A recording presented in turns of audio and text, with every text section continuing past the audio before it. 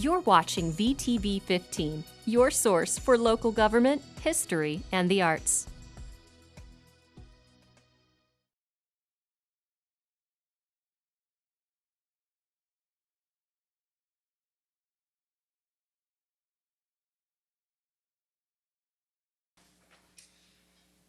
All right, I'd like to call this meeting of the Victoria Parks Commission to order. It is a minute before 5 p.m., it looks like to me.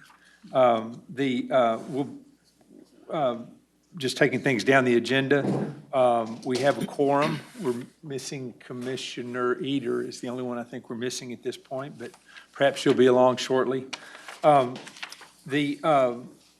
begin with, let's go ahead and take up the approval of minutes. We have citizen communication on the agenda first, and we're expecting someone to be here. If it's okay with the other citizens who are here to speak, we may just go ahead and approve the minutes first, and there's William, just exactly on cue.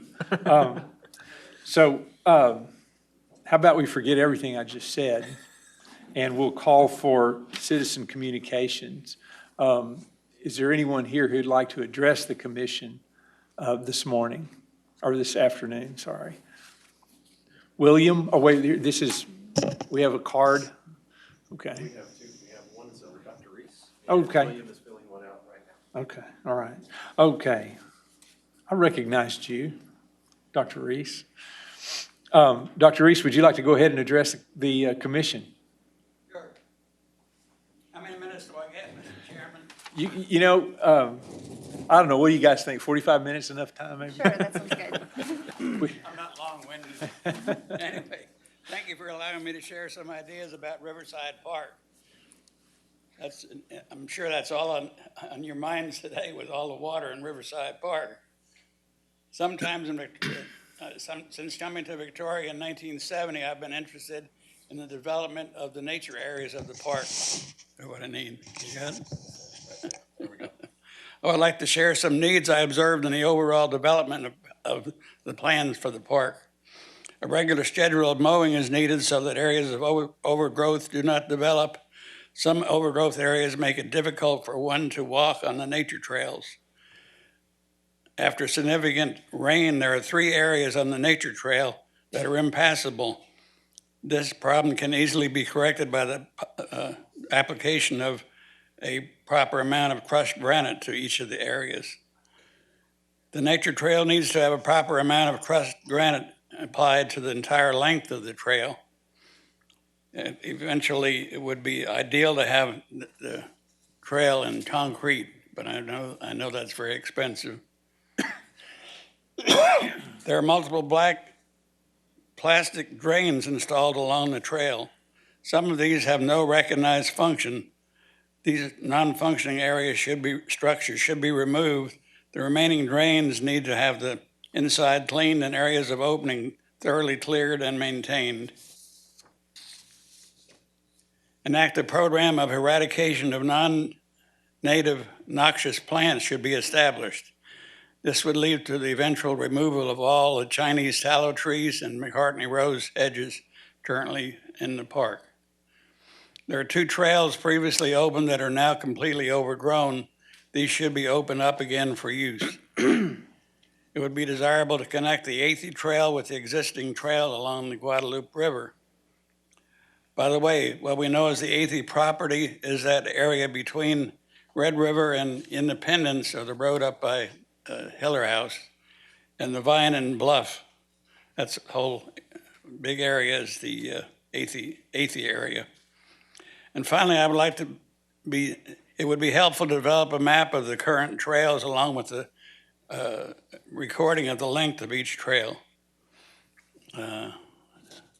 Short and brief, that's my report for you. Any questions, or can I answer anything? Anyone on the commission have questions for Dr. Reese? Just like to say thank you for bringing all this up. Those are good comments and good observations. Sure appreciate it. Well, they know I love that trail, and that park. Thank you, Dr. Reese. Dr. William Reese. Meyer? Dr. Reese, should leave that, I'll take it, your letter right there. Yeah, good idea. Thank you, Justin. All righty. William? Come on up here. Good afternoon, everybody. Can you hear me? Yes, sir. I probably know a lot of y'all up there. I'm really just coming up here to thank the Parks Department on behalf of Victoria Duck Safari. I know that's been kind of a topic that I keep calling on everybody about. Riverside was the first place I went to before I moved here 3 years ago. I like to run, as Lee probably knows. And I brought my shorts and shoes and went to Riverside, ran all along the river, and I thought, man, this is gorgeous. And I can't believe we have this and nobody really knows about it. So Victoria Duck Safari has been kind of close to me because I think it's great to showcase the river in all of Riverside Park. I know it takes a team, and Jason and everybody and his crew last year worked with us a lot to get necessary improvements done, what I'll call improvements to the park, to where we could utilize it. If you are familiar with that area along Pebble Beach, or what we used to know as Pebble Beach, I don't know, it's kind of the middle of the Gulf of Mexico right now, but who knows what it'll look like when we get done.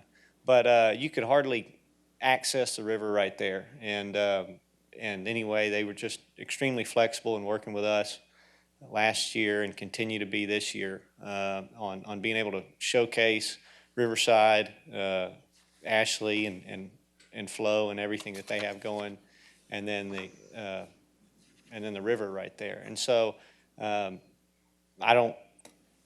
I guess I never realized that these discussions went to a commission, so I apologize to everybody at the Parks Department, because I would bring these things up and it was like, well, we got to probably get approval on everything. So if there's been any miscommunication or changes or anything, that's probably on my end. But I just ask for continued flexibility and willingness to work with whatever organization in the community who wants to bring about either Riverside or any of the parks that we have. Victoria, I think, attracts a lot of people who enjoy the outdoors, as you just heard. And I think as we go through the coming years, there'll probably be more and more young people like me who enjoy going down there and want to make it better. And so really just want to be up here if I need to field any questions or unknowns about Victoria Duck Safari and what it is, or if there's any way we can improve it to help the park. We're kind of in a learning stage as this thing grows. And so if anybody looks at it from the outside and goes, God, that thing is really missing X or could use a lot of Y, we're all ears and looking for a way to make it better for the community. So that I'll take any questions or comments or ridicule. Got a question, William. About how many people do you anticipate coming to the Duck Safari? Well, it's our second year. Last year, I think, was a little hard to judge with COVID, and we didn't get hard numbers.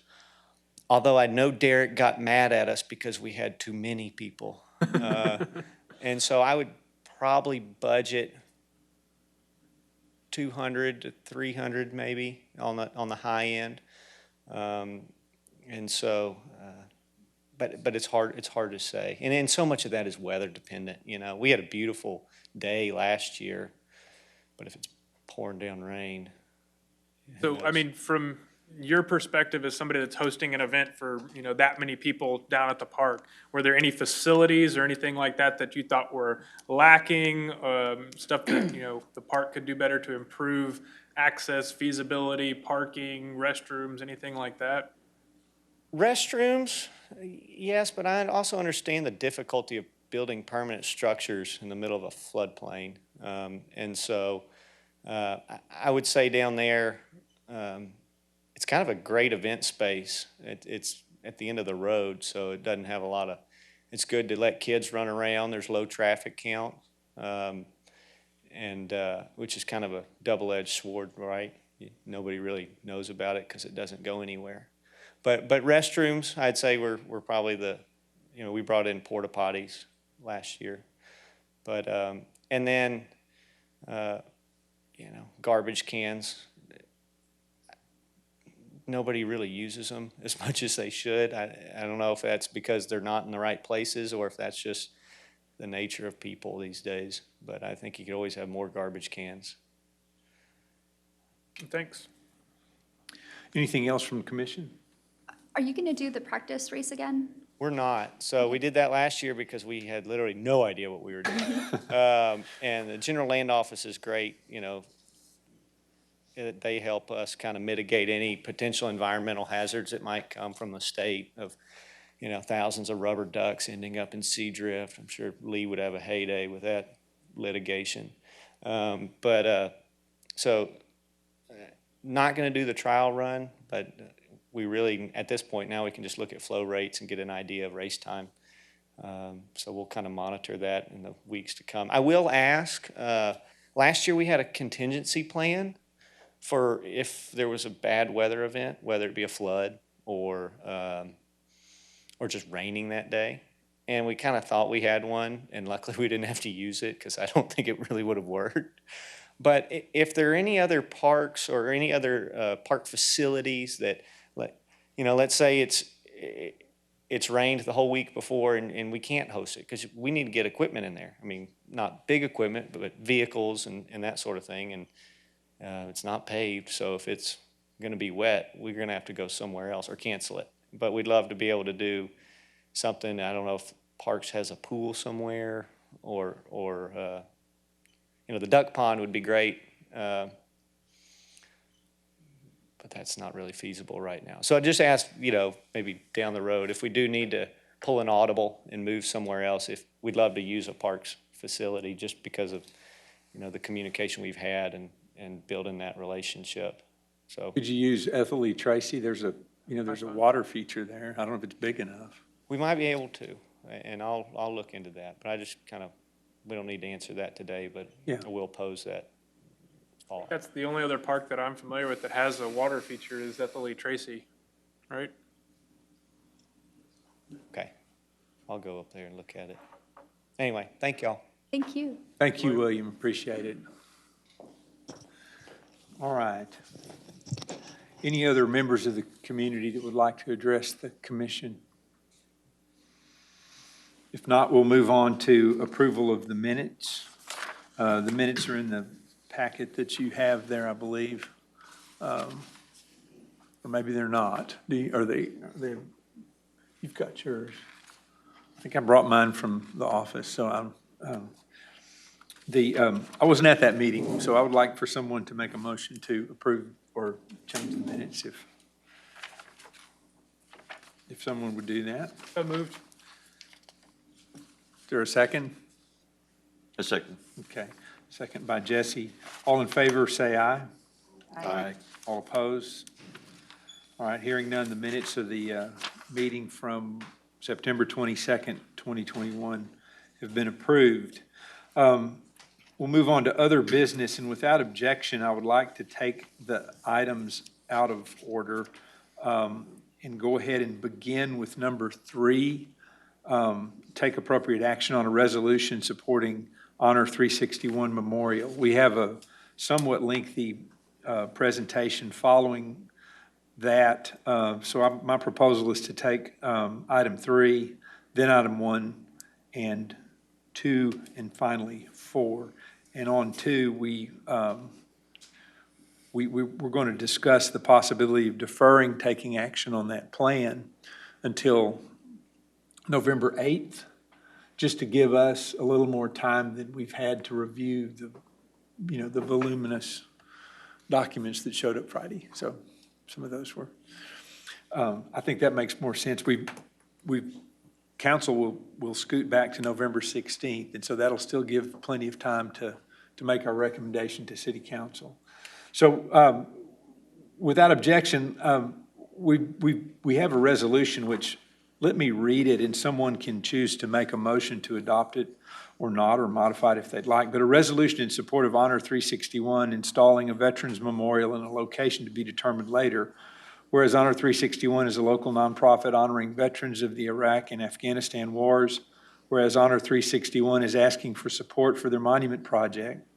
And whereas Honor 361 would like to install a Veterans Memorial Monument in a city park. Now therefore be it resolved by the Parks Commission of the City of Victoria. Number one, the Parks Commission of the City of Victoria supports the Honor 361 Monument Project and the installation of a Veterans Memorial in a city park with a location to be determined later. Number two, this resolution shall become effective immediately upon adoption. That's the total of the resolution. Is there a motion to adopt? Motion to adopt? Okay. A second? A second. Motion and a second to adopt. Any further discussion on the resolution? Who pays for it? They're going to raise the money for the project. We're going to afford them a place to put it. And we'll figure out what that is later on. Any other discussion? All right, hearing none, all in favor, please signify by saying aye. Aye. Aye. All opposed, same sign. Okay, this resolution is passed, and we'll sign that. Okay. That brings us to our presentation of the Parks and Recreation Master Plan by Halff Associates. Christian Lentz is joining us via Zoom. And Christian, we have a lot to do tonight. I don't know if you were part of the conversation. We have moved City Council's approval back to November 16th. And we are probably going to take up the approval as a commission on November 8th. But we'd like to go ahead and hear the presentation tonight, of course, but that would give us a little bit of time to digest the materials that we received, a little bit more time to get through all that. But we wanted to mention that to you. We talked to Mike, or Jason talked to Mike, and we've got that taken care of. So we probably will not take action tonight, but we definitely want to hear the presentation. I've been through most all of it at this point. A lot of hard work, a lot of good work, and we're looking forward to your presentation tonight of the draft of the plan. So, as they say, you can take it away. Yes, sir. Thank you so much. And absolutely deferring any type of recommendation, advisory recommendation to the Parks and Recreation Department and by extension the City Council. Completely understandable that you would do so, having just received the documents.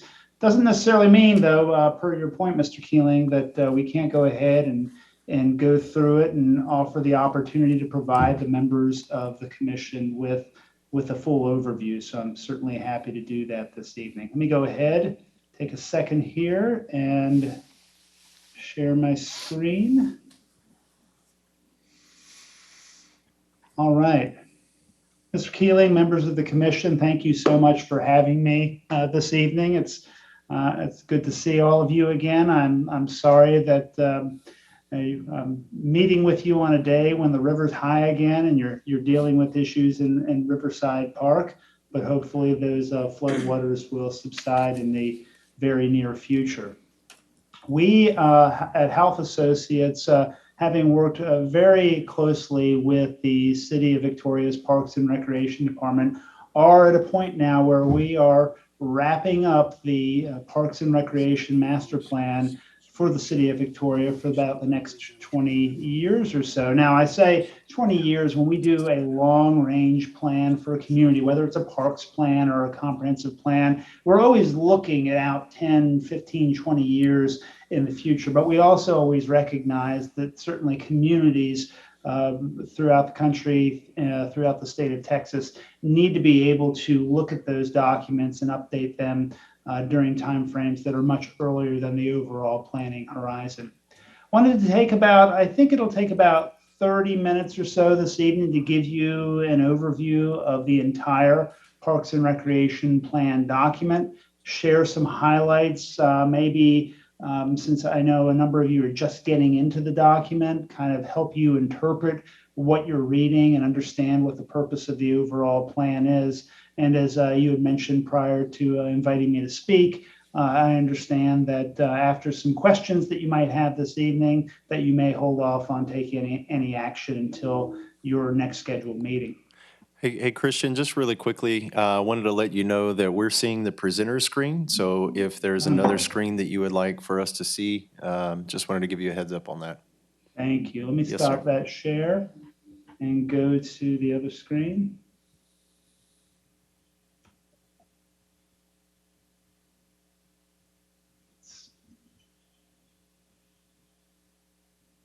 There we go. There we go. Thank you. Thanks, Jason. Yes, sir. So two things that we really want to focus our energy on this evening, and that is first and foremost, kind of a little bit of a refresher for some of you about the scope of your Parks and Recreation Master Plan, and also a little bit of background on the structure, how it's arranged, how the different parts of the plan work together. We certainly want to talk to you about plan recommendations, but none of us really have the time for me to drone on through all 62 plus recommendations that are contained in the plan. So we'll definitely hit the highlights. But obviously, if there's a specific recommendation in this draft plan that you have questions about, I'm happy to answer those questions at the conclusion of the presentation. But ultimately, the role of the Parks and Recreation Commission when it comes to a plan of this nature is simply to provide advice to and an advisory opinion to your Parks and Recreation Department, and as I said, by extension to your City Council. So ultimately, at the point where the Parks and Recreation Commission determines that it would like to take action, the intent would be, keeping our fingers crossed, that the Commission would be making a recommendation of endorsement or approval of the plan as it was written, or subject to potential amendments to that document before it goes to your City Council. So as a reminder, and some of these slides, I have to apologize. Some of these slides are going to be slides that you'd seen in the past, but it's been months since we've talked together. So I think it's helpful to go ahead and go through some of the prior information that's provided. But ultimately, the City of Victoria had determined that it was time to update its existing Parks and Recreation Master Plan, which had last been completed and updated in 2012. So we're reaching very close to that 10-year time frame between Parks and Recreation Master Plans. All of these plans are very high level. It's intended to identify what your community vision and goals are for how you will grow, develop, improve your park system over time.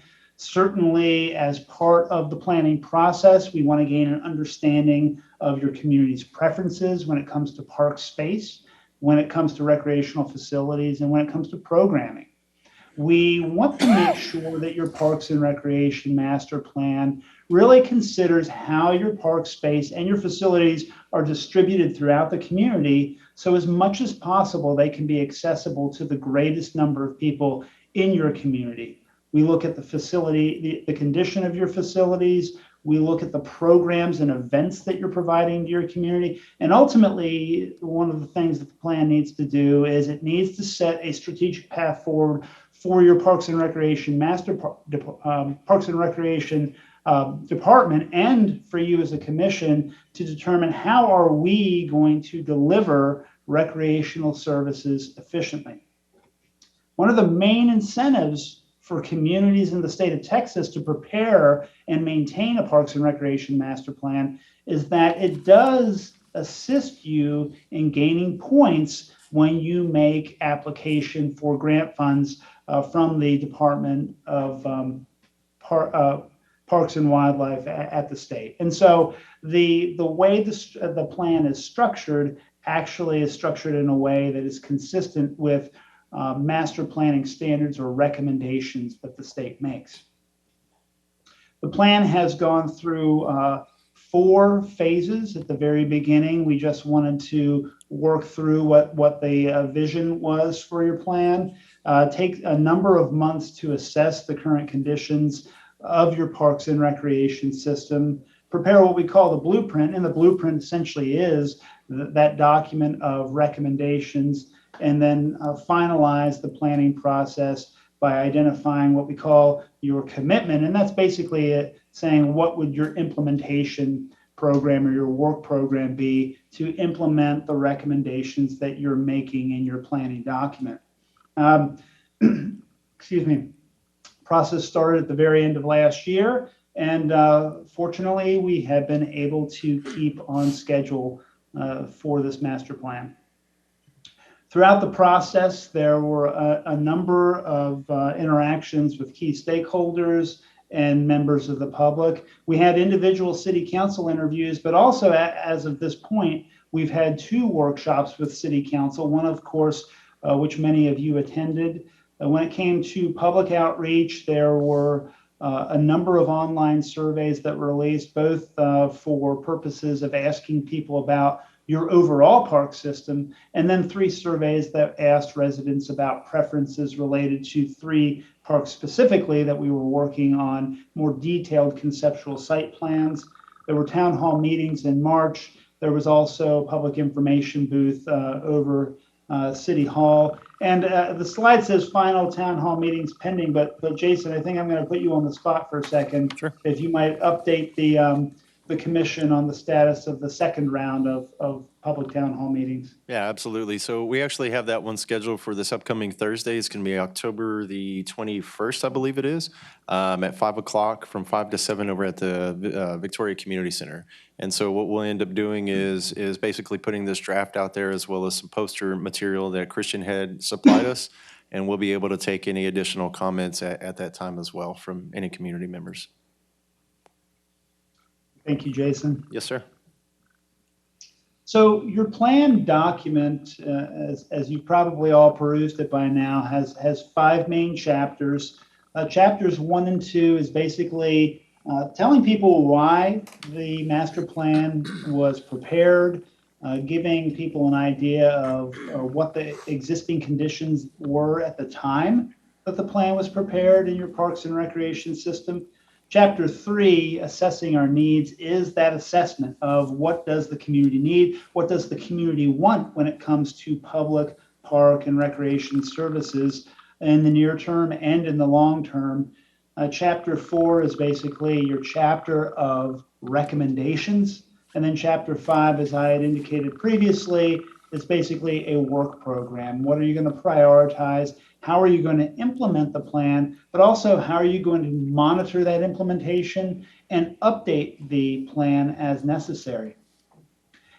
In addition to the 5 chapters, there are a number of appendices that are included as a separate document. And this is very important to make sure that it's clear that the appendices are a separate document. So the appendices include a summary of all of the findings, all of the public outreach activities, includes summaries of every single conditions assessment that was conducted for all of your existing parks, and then also includes a separate document for all 3 of the conceptual development plans that were prepared as part of the Parks and Recreation master planning process. One thing I want to point out about the conceptual development plans, because we're not going to spend much time on those this evening. We're going to focus on the main Parks and Recreation master plan document. And that is, when the commission considers making a recommendation on your Parks and Recreation master plan document, you're not necessarily making a recommendation on the conceptual development plans. The conceptual development plans are separate documents. They are attached to your Parks and Recreation master plan for information only. And one thing to point out is that if people are concerned about some of the design recommendations on one of the plan or another one of the plan, is that actually within the Parks and Recreation master plan document, there are 3 actions.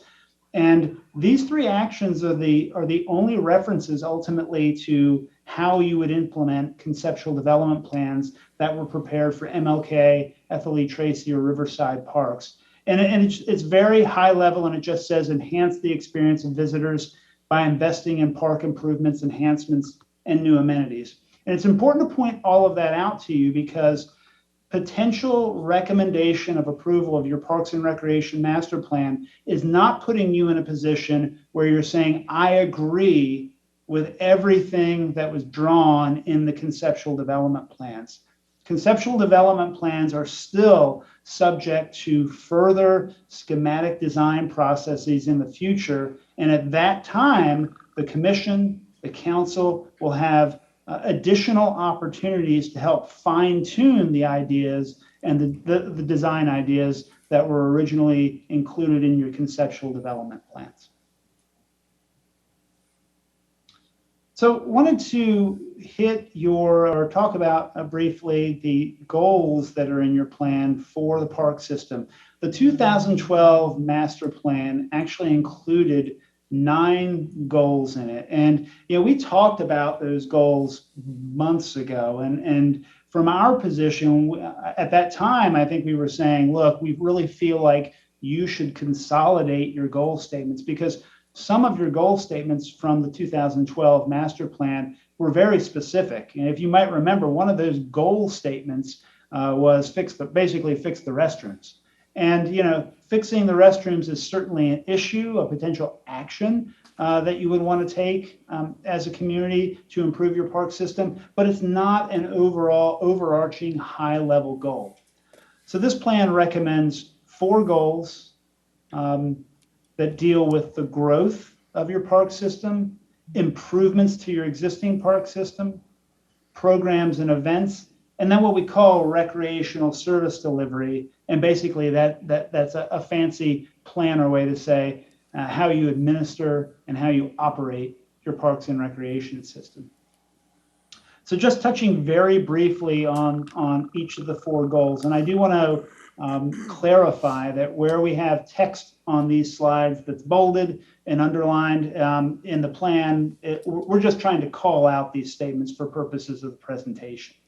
But when it comes to park system growth and accessibility, we are basically saying, as your population grows, as your community grows, how are you going to ensure that more and more of your residents have ready, equitable access to your park properties and to your recreational amenities? So ultimately, the objectives and the actions and strategies that are recommended in Chapter 4 of the plan document deal with these types of topics: park acquisition, park distribution, trails, connectivity, and also how you design your new park space. And you leave some in natural area versus active recreation areas versus areas just for socialization. Park system investments and improvements. That goal basically talks about making sure that you are investing in a way and maintaining in a way that guarantees the longevity or promotes the longevity of all of your park system assets. And when we say assets, we mean your recreational facilities and the other amenities, structural amenities that are in your park. So that goal deals with facilities, it deals with issues surrounding natural resource conservation, maintenance, park design, and other subtopics. Goal 3, community programs and events.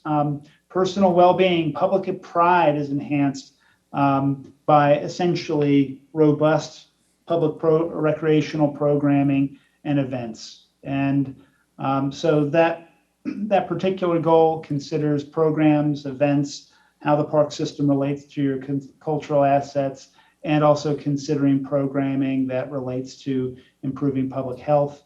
And then, as I indicated before, with recreational service delivery, what we're basically talking about is that your Parks and Recreation Department, and by extension, the city as a whole, is providing parks and recreation services in an efficient manner.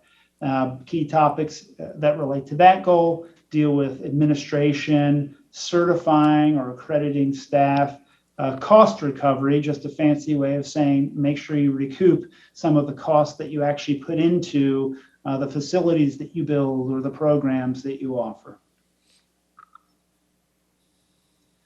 So I want to take a little bit of time now to talk about the recommendations in the plan. And once again, I think that there may be some slides in the presentation that you've seen before, but all of these we feel like are very important to reiterate so you have a full understanding of how the plan intends to address different types of recommendations. So within the plan itself, there are recommendations are organized by different types. There can be financial investments. And when we talk about financial investments, we're talking about both the large-scale capital improvements, like completely redeveloping a park, as is being proposed for Athy Trail and MLK and Riverside parks, or we're also talking about much smaller investments or expenditures that are coming from your general fund, perhaps to ensure that you are improving the conditions in an existing park today, just to make sure that it's maintained in a better condition.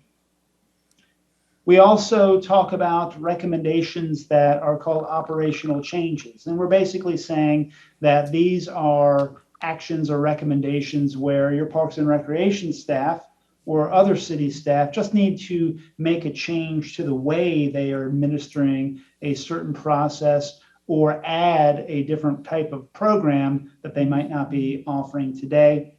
Policy is an official procedure or policy that's used to make city decisions. The plan itself is an example of a policy, but the plan also recommends other types of lower level policies that the city may need to consider changing to be able to deliver parks and recreation services to your community in a more efficient manner.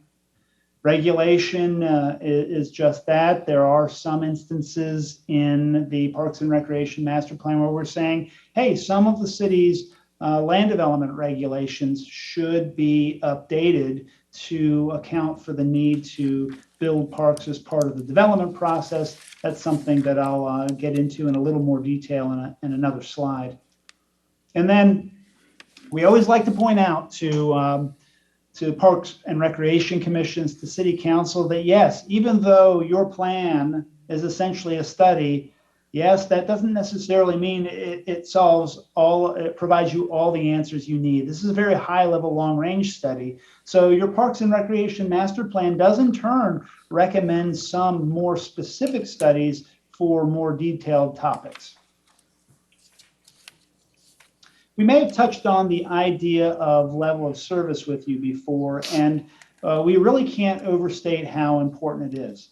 When it comes to parkland, how much parkland you offer, or where that parkland is located. And the same for things like athletic fields and basketball courts and other recreational amenities. Your Parks and Recreation Plan must establish a targeted level of service. And when we talk about a targeted level of service, and your plan does include recommended targeted levels of service, we want to make sure that everybody we work with understands that your target levels of service, they are something that you are aspiring to, they are advisory, they are not mandates. And we're particularly careful to make sure that city councils understand that these are not necessarily mandates. There's two ways to look at that. One way is just because, the first way is from our perspective, if from the time you adopt a plan to the time it's time to do your next plan, if you haven't met your targeted level of service for the amount of parkland acres you offer your community or the number of athletic fields you offer in your community, that's okay. If you have worked toward achieving that target level of service, that's success. On the flip side, when we talk about target levels of service, we don't want communities to also say, well, look, we've met that target level of service. We don't have any more work to do. Well, if you meet that target level of service, that doesn't mean you can't go back in and amend your plan and establish a new target level of service. And that also doesn't mean you can't necessarily add a park space or add an amenity above and beyond those minimum targets. When we looked at your target level of service or your current level of service based on targets established in your 2012 master plan, we found that Victoria is doing pretty darn well. You actually, when it comes to surpluses and versus deficits, you had a 308 acre surplus. So on the surface, when it comes to raw acreage, the city of Victoria was knocking it out of the park when comparing what you have to the targets you established in 2012. Probably talked about this before. One of the issues, though, is not, numbers aren't always what they seem. And the vast majority of that acreage is locked up in Riverside Park. And when it came to actually smaller neighborhood parks distributed throughout your community, you actually had a slight deficit in the amount of accessible neighborhood park space. When we look at when we consider parkland accessibility above and beyond the number of acres you have, we also find that to a lot of people that live in your neighborhoods across the community, your parks aren't necessarily readily accessible. And the map on this screen, everything in the yellow is basically a residential area in Victoria, and then in the, I think it's I always have trouble with these colors. I think it's a red. Those are buffers surrounding your parks. And basically, the map is showing that about 12% of all of your residential areas are within a quarter mile or a 5-minute walk of a park, and only just shy of 20% are within a half mile or a 10-minute walk of a park. So this is not uncommon. Most communities we work with, regardless of whether they do really well on acreage, we always find that there's a lot of residential areas where you don't have that immediate access to your park spaces. The recommendations in this Parks and Recreation Master Plan that you're considering is that when it comes to your targeted acreage standards, that you should go ahead and maintain those 2012 acreage targets. But in addition to that, we're recommending that you establish a 1/2 mile or 10-minute walk shed target for all of your neighborhood parks. And ultimately what that means is that if City Council were to adopt the plan, that there would be agreement that over the course of the next 5-10 years, the city should work toward reducing those geographic gaps between your residential areas and park space that's offered by the city. It may be accomplished in some cases by the city acquiring new property within developed areas, or it may be accomplished through the adoption of a Parkland Dedication ordinance or Parkland Dedication provisions so that you can tie the requirement of new park space into the development process. Similarly, with trails, we found that even though the City of Victoria has a very ambitious Paseo de Victoria hike and bike plan, that a significant number of your residential areas are also outside of a 1/4 mile or 5-mile walk shed of a trail system. This plan recommends that that trail system or greenway system be expanded by over 50 miles over time, and that in addition to that, that the trailway system within Riverside Park be upgraded as well. The trails map that's ultimately included in Chapter 4 of your plan and that's recommended is essentially the same trail map that is recommended by Paseo de Victoria, with some trail extensions, like the trail on the bottom left-hand side that just seems to be going out into the county. That's actually a trail that's proposed to link to Patriots Park in the unincorporated county. One thing we want to make sure we point out to all of you on the commission is that it doesn't look like these trails do a good job of connecting to each other. And the plan itself recommends that for added pedestrian and bicycle connectivity in your city, that the city should consider an update to or a new citywide active transportation plan. And a citywide active transportation plan would actually identify other roadway corridors where bikeways could be added, and that trail system could be connected to a bikeway system, an on-street bikeway system that would provide interconnectivity throughout the city. We didn't do that as part of your Parks and Recreation Master Plan because we really aren't in the position with the scope of our planning process to go in and evaluate all the geometry of all of your existing roadways and tell you that, oh, along this road, a trail is the appropriate facility versus the combination of a sidewalk and bicycle lanes. That's why within the plan, you have a map that seems to have gaps in it, but our position is if you prepare a new active transportation plan, that you can then close those bicycle and pedestrian gaps. We've talked to you before about what we had heard when it came to recreational facilities, and the plan does include recommendations on different recreational facilities, specifically level of service targets for some specific types of recreational facilities. But you also might notice that within the plan, there are a handful of actions that talk about adding some specific facilities that might not be in your system today. And yes, if you haven't gotten to it in the plan yet, recommending one or more dog parks be added to your park system is a recommendation within the plan document. The plan also establishes recommended minimum targeted levels of service for common recreational facility types, just like we do for Parkland. And what's very important to point out about this table is just because a different type of recreational amenity is not listed on this table does not mean that you can't add that to your system over time. We try to be very clear that all we're showing on this table are facilities that are very commonly found throughout different municipal parks systems. If we tried to list every recreational amenity, you'd go on for pages and pages and pages. And quite frankly, a number of those or uncommon facilities, there aren't necessarily comparable standards with other benchmark communities for us to compare you with.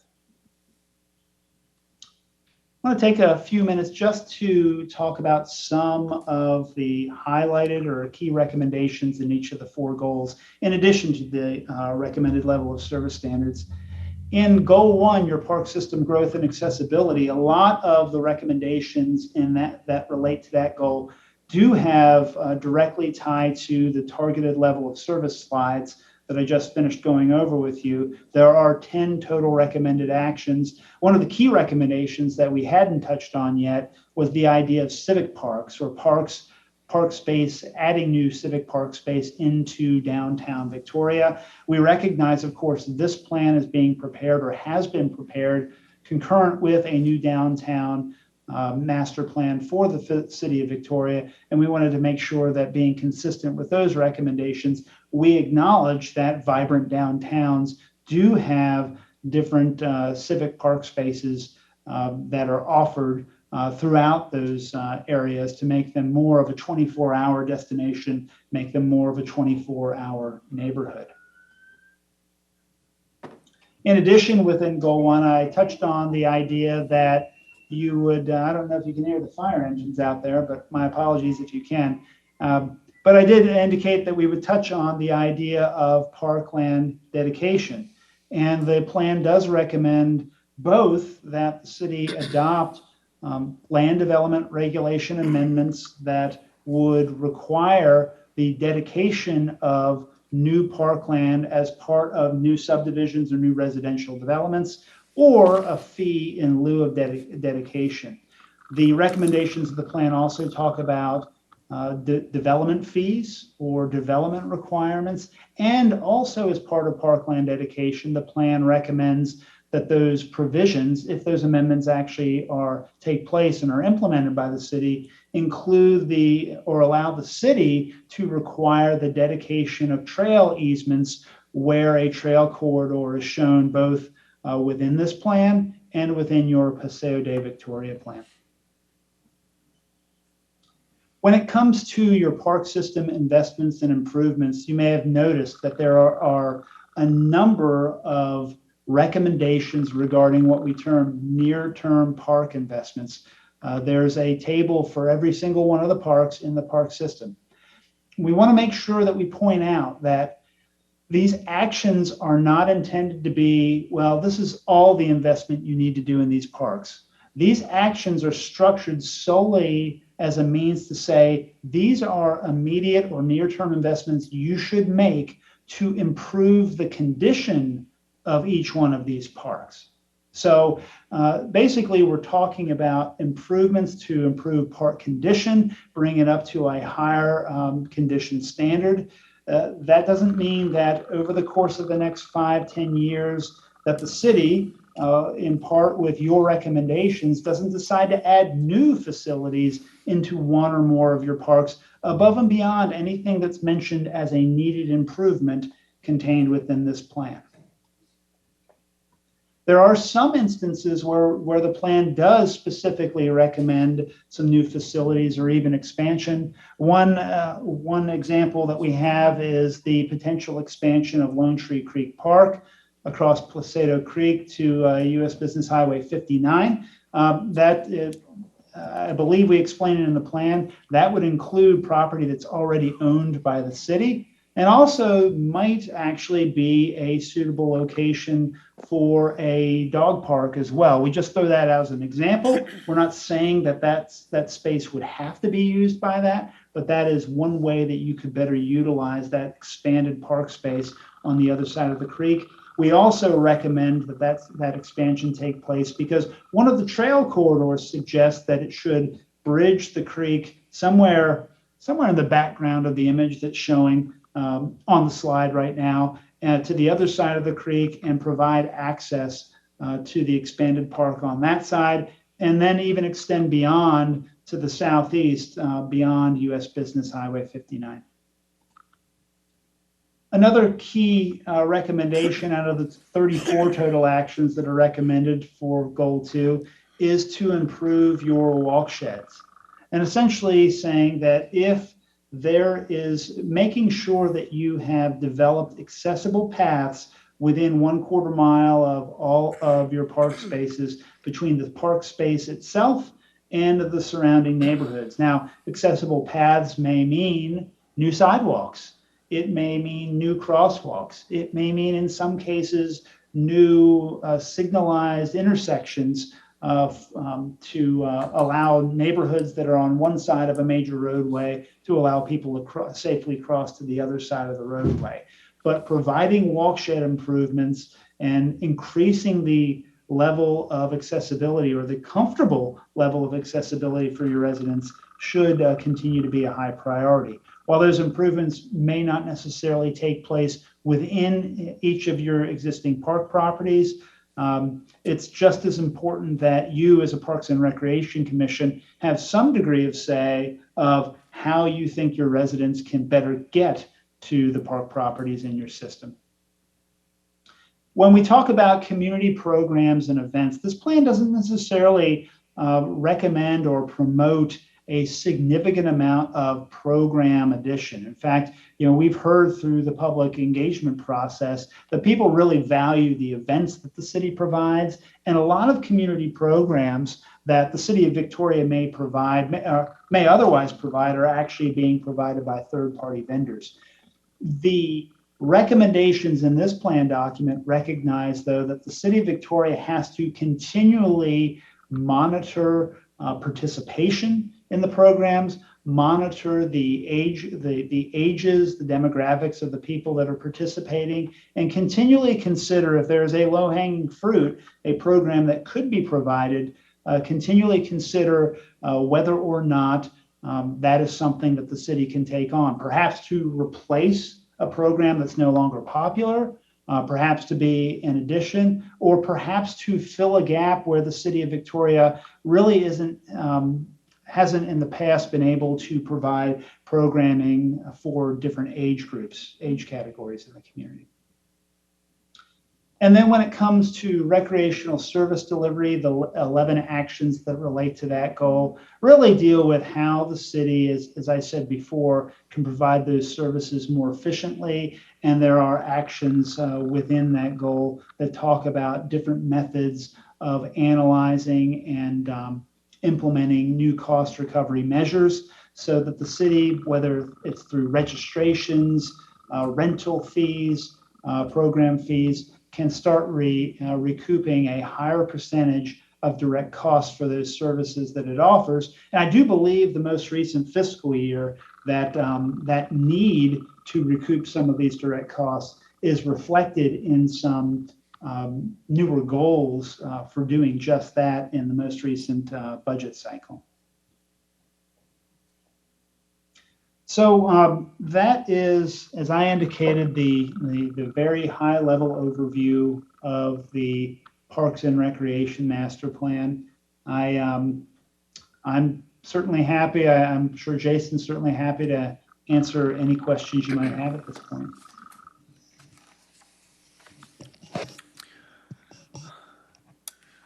So, yeah, let's take questions from commission Okay. members. Gail, do you? I have a question for Christian. Maybe you can help us on this. We've encountered this quite often, and I noticed in the proposal that you refer to Victoria as a coastal, on the coastal plain in the Golden Crescent. So my question regards into building in our floodplain. If you notice, Riverside Park is flooded right now, as is, you know, and it's an ongoing thing with the river rising. And I've asked Jason, you know, what are the rules on building like a restroom or a rent space? And my perfect example is always Port Aransas. They're an hour and 45 minutes south of us, and they are constantly building restrooms and rent stations. And we were just trying to wonder, how do they do it? How can they build? And they're in a floodplain, it's a coastal floodplain, and we're in a river floodplain. So how can we get around? How can we build a restroom like at Pebble Beach or in Grover's Bend? I always try to say, can we model after Port Aransas? And they build out of cinder blocks and they leave, you know, open spaces at the bottom of their structures for the water can run in and out. So could we, you know, go under those guidelines to, you know, how do we get a restroom where we want it? Knowing it's going to flood out at some point. Yeah, well, and there are completely different requirements for communities that are in the coastal floodplain versus being within the riverine floodplain. You can actually build within the floodplain, but you have to raise the minimum elevation. You have to put fill in. You have to raise the minimum elevation of your buildings a certain amount above the base flood elevation, and then you also have to mitigate that fill somewhere else downstream so that you're not actually filling in and doing more to inhibit the flow. So there are construction methods where that can occur, but I guess the easiest answer is to say it gets complicated because then you have to find other places where you can show that you've mitigated that fill that would otherwise cause an obstruction. Because of how complicated those things are, though, within the conceptual development plan of Riverside Park, we go very lightly and propose a minimum amount of new enclosed structures within the floodplain portion of the plan. Christian, does the plan does address does it address flood mitigation at all, or ideas for planning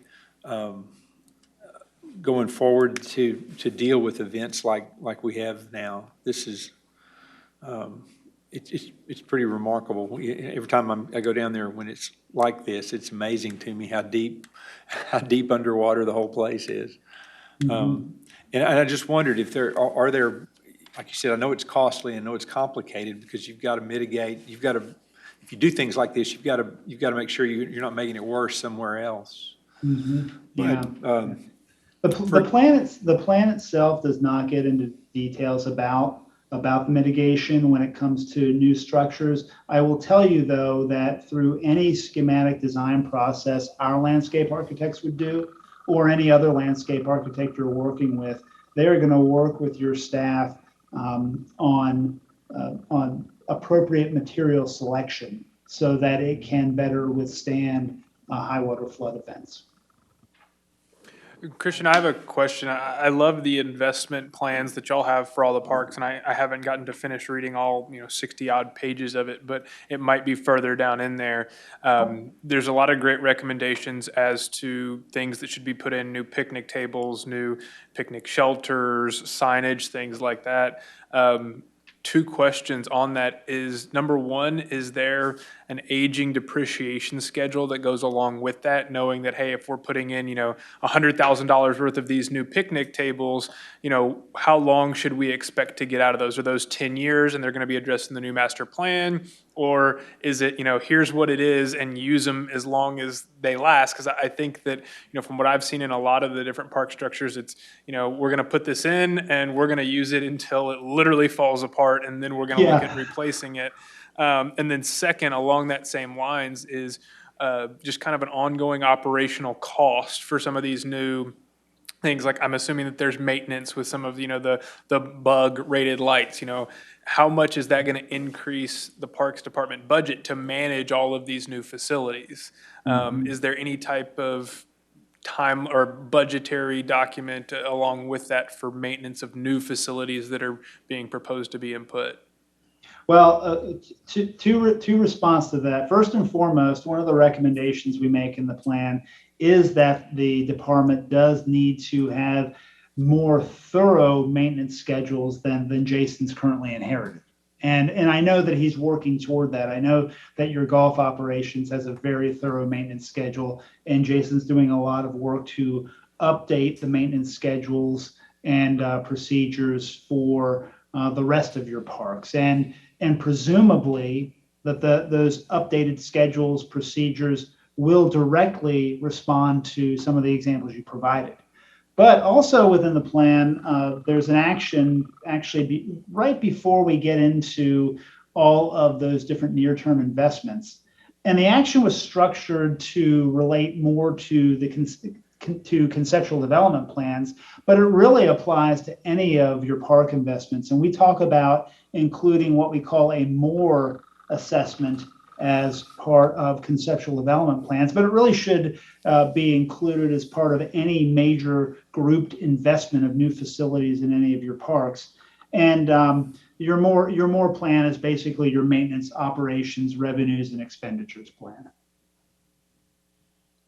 Justin, you had a question, I thought. Did you? I was just gonna ask about it, because they said no new structures, but if there was any consideration in expanding some of the restrooms we do have already there, potentially to make those bigger, because we're building for growth, we're building for more people, and I just believe that if you're further down the road, there will be a need for more restrooms, even if it's the ones that we already have. Just one more toilet, two more toilets, something like that. Yeah.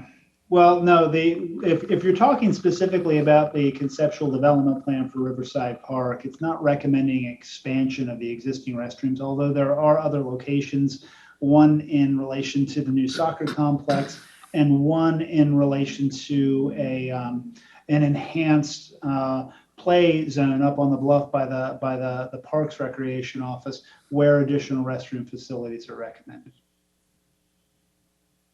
Other items or questions from commissioners? I have another question. In regard to the Lone Tree Creek expansion that you mentioned, how much acreage are we talking about in that proposal? Oh goodness, that's embarrassing. I don't have that off the top of my head, and that's because I already know that it's owned by the city. Jason, do you remember how big that parcel is over there? I really don't. I know that there were probably 4 or 5 different parcels that were owned by the city in that area that made up, the land. Just to take in a wild guess, it was probably around 40 acres or so. Okay. Does that includes the land that's between where the detention ends across the creek and then along the creek all the way back to 59 Business? Correct. Yes, sir. Okay, and how much frontage along 59 Business is it about? I believe there were two parcels that were pretty much side by side, and so, gosh, probably 75 yards, roughly. Okay. And now, did I hear you right, talking about potentially going across 59 Business too? Do we have property there as well for trails, or is it just continuing with the creek, with the Placido Creek right away? So we Yeah, don't- the intent was, the intent solely was that by extending to the trail to US Business 59, potentially expanding the park, then the intention would be that eventually the trail would extend beyond US Business 59, but not necessarily any additional parkland. Okay. So just for everybody's reference, that entire acreage, including Lone Tree Creek Park, is about 120 acres total. There's very little programming in that Lone Tree Park other than the splash pad right now, correct? Correct. I think there's maybe some sports fields. Yeah, we have a few soccer goals up there, a couple backstops in the detention area. That's a whole nother issue too, in which Christian mentions in the plan. Is to basically look at that area, level it out, and there are some examples in that plan as well. Yeah, we do talk about the existing fields in the detention basin in the park, which obviously haven't been, I don't know if it's fair to say they haven't been maintained, but they haven't been upgraded in a long time. We work with a lot of communities where, yes, even though from time to time there is inundation, that with proper crowning, proper sodding, drainage, some other amenities, you can actually turn those into a much more usable type of space. And we really see the ability of perhaps enhancing those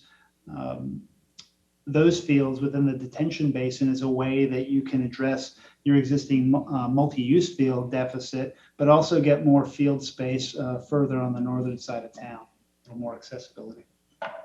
Christian, one thing that I was interested in and really pleased about in terms of the findings that was the apparent appetite for expansion of trails. That I like the sound of that. I think that's doable because it seems like we've got, the acquisition of the property to expand the trails seems like an easier, a little bit of an easier apple to pick off the tree in many cases because you already got easements along waterways and perhaps other easement holdings and things that can be converted. You mentioned the need for perhaps a longer, harder look at the trail system and maybe combining it with a street situation. How would we go about approaching something like that? How would the city approach something like that? Well, it's another plan of this nature, basically. Uh-huh. It's an active transportation plan. And ultimately, it's a recommendation in this plan. If this plan is ultimately adopted by city council, then that recommendation to do an active transportation plan in the future is contained, is part of that adoption. And ultimately, the active transportation plan is going to say, above and beyond your trailways, what are the best ways to improve bicycle and pedestrian connectivity throughout all of Victoria. And so that type of a plan would allow whoever's doing it to take a deeper dive into looking at the level, doing level of comfort analyses on your different roadways, analyzing the geometry of your different roadways to determine what additional bicycle and pedestrian facility upgrades can be included within those roadway networks that from which your trail system would serve then as an extension. I think that's, something that I've heard a lot of appetite for around the community is I always hear linking Riverside to downtown. There's a lot of, people that want to be able to go to downtown from Riverside because there's not a lot of ton of parking downtown, but there's, parking in Riverside. And also I've heard from the university a lot of the appetite of linking the university to downtown to Riverside, like some way to get You know, they just built all the new dormitories and all the new facilities at UHV. UHV is spending a ton of money in the community around their campus. That, to me, would be something that if you could add programming to somehow get a link between Riverside, downtown, and UHV, that would be a great corridor for pedestrian and bike activity. And I do know that the draft downtown master plan does include some recommendations about improved accessibility between downtown and Riverside Park. The conceptual plan for Riverside Park that's an attachment to this master plan recognizes that and also recommends those same linkages. And certainly we're well aware that there's a desire to link downtown with the university as well. But as I had indicated before, just unfortunately wasn't quite in the scope of what we were tasked with working on. Right. But I'm sure they'd be willing to go out for a proposal, right? Submit a bid for that one, maybe, Christian? We can talk, we can talk off the record, yeah. I'd like to link MLK Park to anywhere. Yeah. Well, I'd like to link them all together, is what I'd really like to see. Christian, in terms of strategies of moving forward on some of the identified, areas that we need improvement on, accessibility and so forth, one thing I'd just like maybe for you to talk about just a little bit more is the concept of amending the development ordinances and what that dedication process means, just so that everybody on the commission kind of understands what we're talking about when we talk about doing that, and kind of how that would work, what would be the type of dedication that the ordinance ought to look for, what are the kind of dedications that people always want to make but may not necessarily be the kind of thing you want. Some issues like that. If you could just talk to us a little bit about that process, because I think that's going to be an important part of making these goals. And I don't think that we have any. That's just something that's not a thing for Victoria. I don't think too much. Yeah, I've never heard of a trail easement. I was Okay, going to well- ask about that. Yeah. Well, first and foremost, I believe the city of Victoria will be considering a full update of its current land development regulations. And I don't know whether they've initiated it or not, but I understand that's at least under consideration. So these recommendations in this plan are timely. When it comes to what we call Parkland Dedication provisions, most communities in Texas, the size of Victoria, are larger, and a lot of communities in your metropolitan area include Parkland Dedication requirements in their land development regulations. And I say that because it's very important for the commission to understand that what we're suggesting is not something that's really radical. And it's also not something that actually would, sometimes we hear, well, you're just going to chase development off. No, developers in Texas are used to having Parkland Dedication requirements as part of the subdivision approval process, in the same way that they're used to being required to put water and sewer in the ground and build the roads. So from our perspective, there's nothing, there's no reason that Victoria should feel inhibited because they think it'll make Victoria less competitive. From our standpoint, we find that communities that require Parkland Dedication see it as a way to make their communities more competitive with other communities because it's a quality of life issue. When you adopt a Parkland Dedication ordinance, you're basically saying that for developments of certain sizes or above, that they are going to, there's a formula that ties the number of dwelling units that are being built to the amount of acreage that needs to be dedicated for new parkland. Many of the ordinances allow the city to say, well, in this case, we don't want the parkland, we want a fee for parkland because we're building a park. We don't want to build a park here, we're building a park over there. In many cases, the ordinances are written to say, well, the city, are only going to accept the parkland if it meets these locational requirements. so that you as a community can avoid just getting kind of the scraps, so to speak, of a development that the developer didn't know what to do with. Many of these ordinances, as I had indicated before, also have requirements to build a minimum amount of facilities in those new parks, or in lieu of that, to pay a dedication fee for those parks. And in addition, these Parkland Dedication ordinances can include within them the requirement to build a trail, or if not building the trail that might bisect that development, at least reserve the easement or right-of-way for the trail so that the public entity can come in later and build that trail. So there's a whole host of different provisions that can be included. We make some very clear recommendations in your Parks and Recreation Master Plan regarding what types of provisions should be included in Victoria's ordinance. So Christian, I have a couple quick questions to follow up on that. Is this, obviously it's for residential type building, building in a neighborhood of developers going to go in and put 100-house development in, and they have to develop so much land. But what about commercial? Do you see it for commercial as well? Somebody's going to put in a big strip mall, they have to devote parkland to, or is it just strictly residential? Well, we rarely tie parkland dedication to non-residential. It's going to be residential. I mean, there's this whole rational nexus of you're bringing people into the community. You need to provide park space to them. You can't draw that same connection between a new shopping center or a new office building.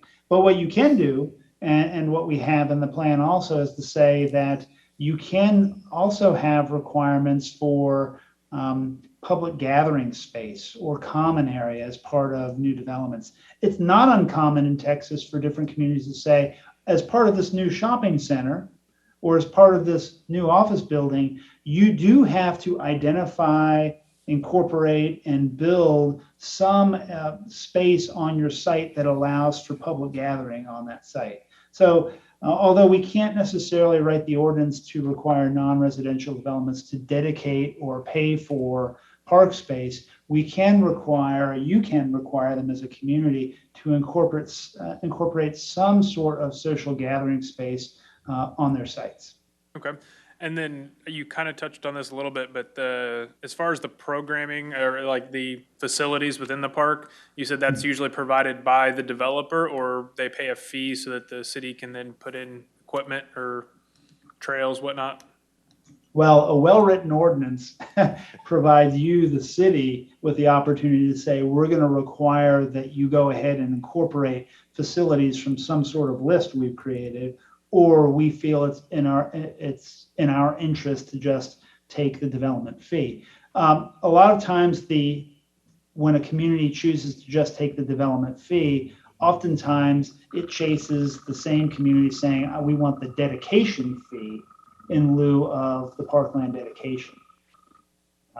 And that happens oftentimes when maybe a neighborhood park in the middle of the new subdivision isn't necessary because there's a consolidated piece of property just on the outside of that subdivision that's going to be a much larger community park or something like that. But the well-written ordinances are always written in such a way that it provides you, the municipality, with the discretion to make those decisions. And yes, the Parks and Recreation Commission actually does end up having a role in making those recommendations, even though it's ultimately the Planning and Zoning Commission that will approve the subdivisions. Got it. Thank you. Other questions? Well, just a few comments in regard to the bike trailways. I know Commissioner Keeling is excited about that, as a whole bunch of other people are. So getting more information on that active transportation plan, I think that's something that we need in our community. And also, on your needs assessment or needs and wants list, I saw that the amphitheater made the list. And is our amphitheater classified as the one at Tracy Lee Ethel Lee Tracy? I always call it Tracy Park. Is that the amphitheater that we're talking about? Or are we talking about building maybe another one? No, we're not talking about building another one. We were initially, the first time we went to City Council and the Commission with recommendations, but From our perspective, it wasn't well received. It's not included in the most recent iteration of Riverside Drive, so we're just referring to the one in Athy Trail. Although the Athy Trail conceptual plan, there are a number of changes to the conceptual development plan that we think will help make that amphitheater space more accessible and more usable. Are we looking at maybe doing seating there or leaving a hill situation there for seating? No, we're not recommending seating. Ultimately, what we've got there is building expansion to meet some certain needs, service drive access that can also, when it's not being used, double as kind of another walkway, and also a lot more accessible parking and ingress and egress into and out of the park so that people, when there are large events, there can be sufficient parking and there can be better traffic flow for people getting in and out. Yes, a big music venue is something that the community has always wanted. It's just, we're not there yet. Well, and as Christian mentioned earlier, everything is concept, and this is, a very, very high level. And so as we start getting funding and we start prioritizing and identifying some of these projects that we want to work on, that conversation can definitely come back up again. And, maybe it is something at that time where seating is recommended and available and it makes sense. Well, then we can go ahead and move forward with that. Just because it's not in the plan doesn't mean that we can or can't use it. So just wanted to keep that out there. That's great. Right. Yeah. I think it's important to reiterate that the plan is strategy. It's not tactics. It's not let's put this here. It's more about how do we address in a more global fashion, our needs. What's our general plan for moving ahead and making progress in these identified areas of need? And those decisions about whether to replace this picnic table with a new one is really, that's a department level determination that's going to get made, further down the road. As we look at this, and we've all got lots of reading to do. And Christian, I was going to ask you that could you just kind of give us a little bit of a what's in the appendix? What should we look at in the appendix as we look at that? And, I know that's very long. Every page is just equally as interesting. You're going to be riveted from cover to cover. Okay. No, but in all seriousness, the appendix has the three concept plans. I mean, it has so certainly take as much time as you'd like. Spend more within the park that you're most interested in.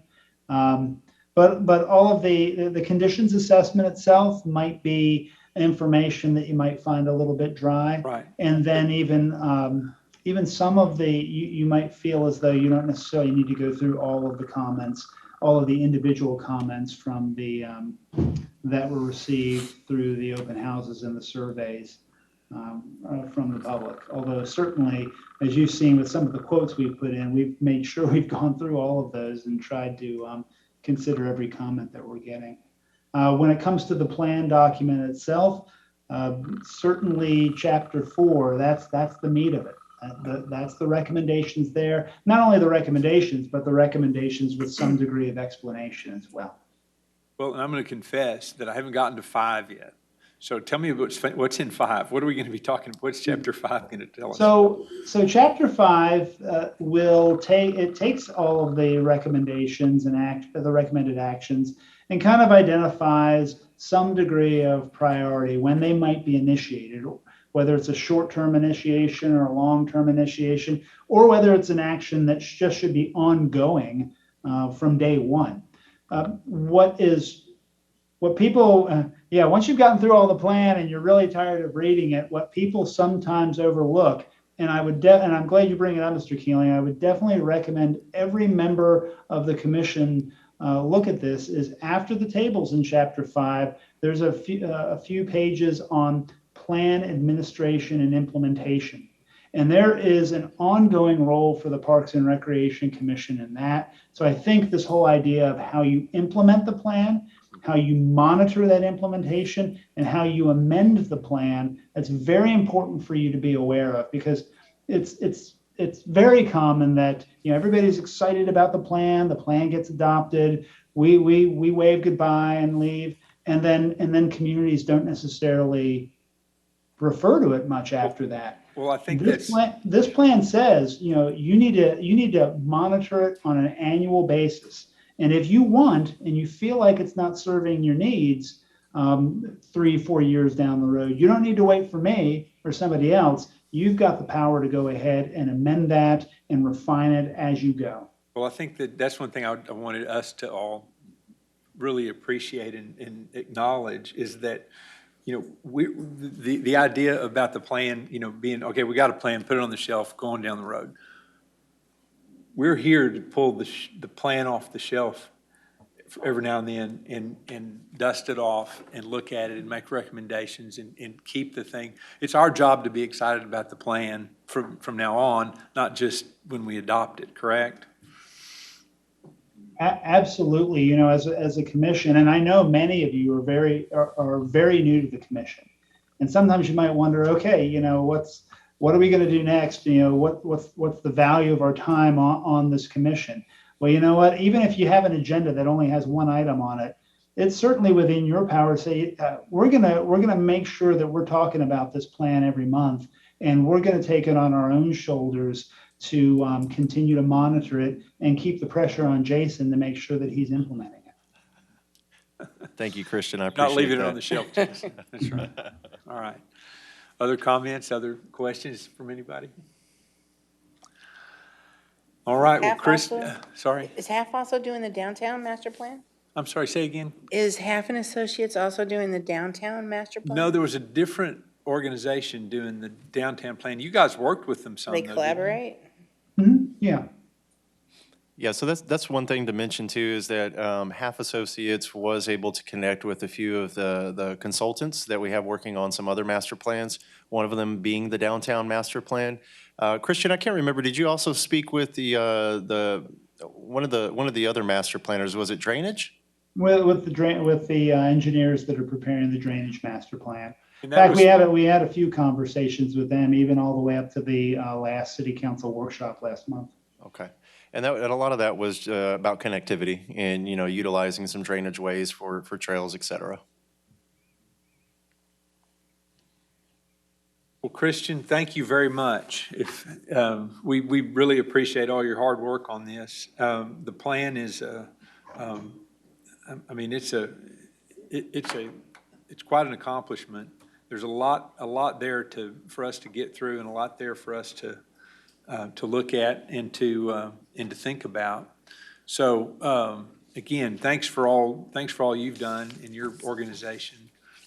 It's an excellent piece of work from what I can tell of it at this point, and we're anxious to get this in front of the council and to get their approval and to get the thing to get underway, implementing the plan. So again, thanks very much for all y'all's hard work on this.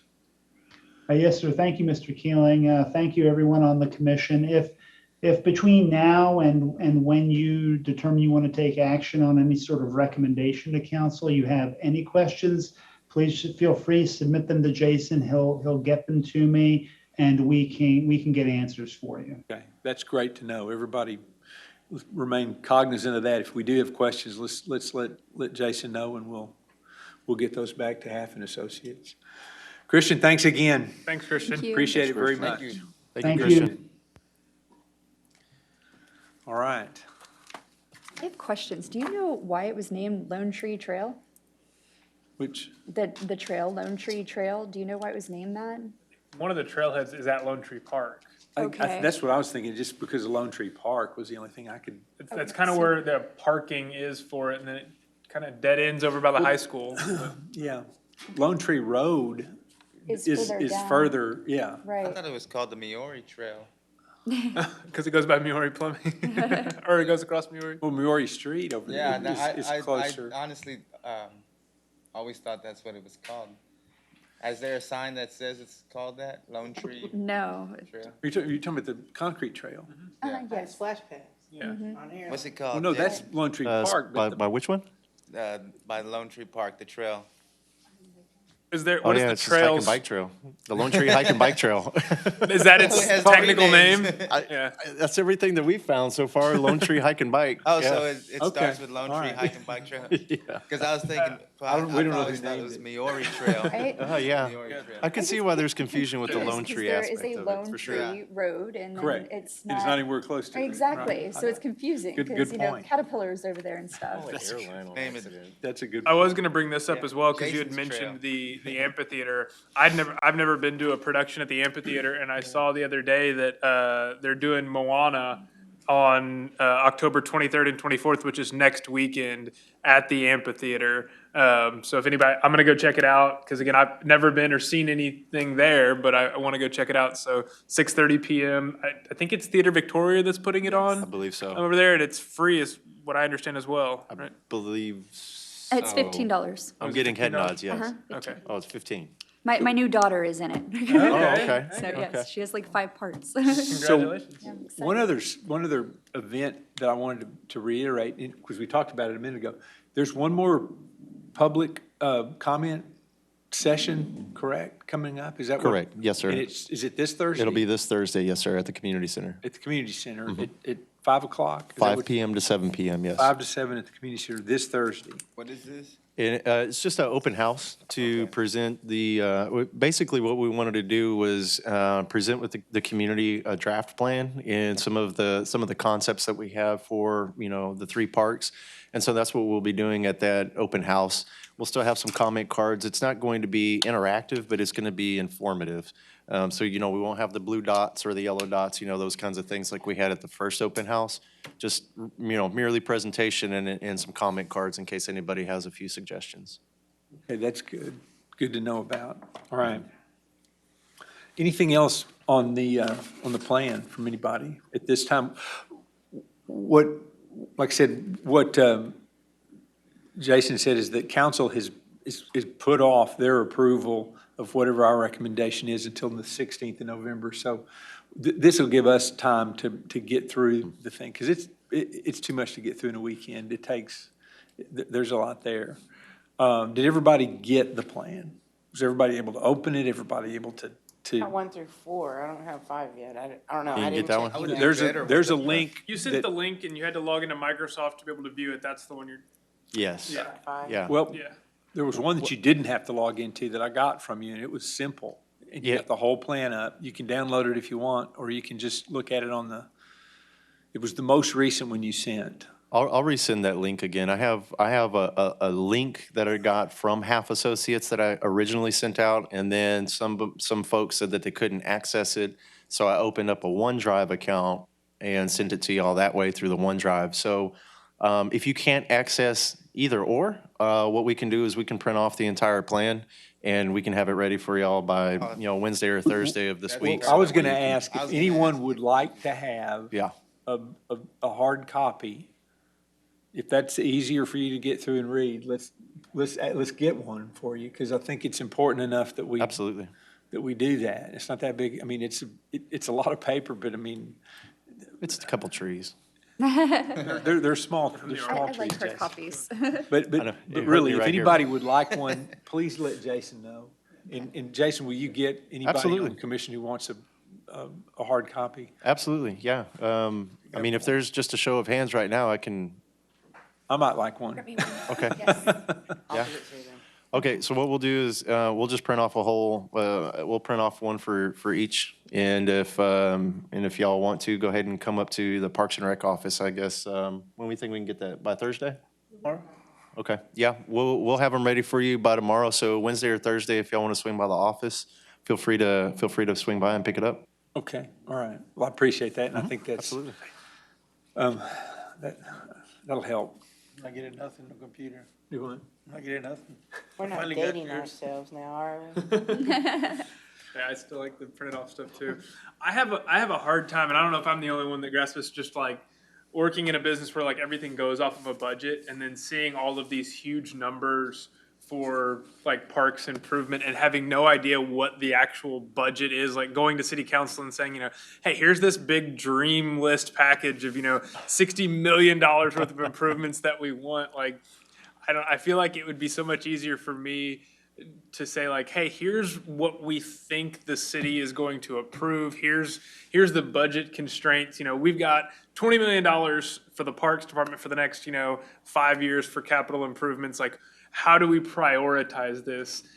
I look at all of those investments that they have in something like, putting trees in to Lone Tree. Like, well, I think that would be great. I don't think that, $150,000 for trees would be as beneficial as $150,000 to put in like a new boat ramp, down in Riverside or something like that. I don't know if that's even possible. That would also depend on who you're talking to. That's why it's great Very that true. there's a few of us. Yeah, and I don't know if that's something possible. I don't know how this goes to the next step. But again, it's a strategy, not the tactics of how you get it funded. And a lot of the plan does address, sources of, can we look more at grants? Can we, what are some of the sources we can look at? Some of the ways that perhaps we can, the plan goes into how do you organize, how's the best way to organize the department? Are there adjustments that we should make in terms of personnel, and cost recovery for the department itself is a big issue that's addressed.